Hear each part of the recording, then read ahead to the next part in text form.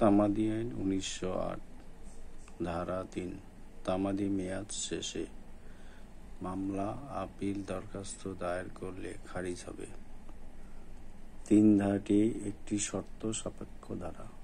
তামাদির মেয়াদ উত্তীর্ণ হওয়ার পর মামলা আপিল বা দরখাস্ত দায়ের করা হলে তা খারিজ বলে বিবেচিত হবে।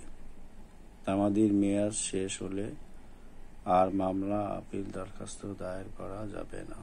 3 ধারায় তামাদির বিষয়বস্তু 3টি: মূল মামলা, আপিল, দরখাস্ত অথবা আবেদন।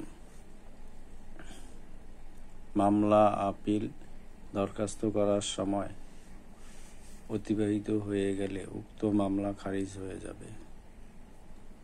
যেসব ক্ষেত্রে 3 ধারা প্রযোজ্য হবে: দেওয়ানি, মূল মোকদ্দমা, আপিল, দরখাস্ত।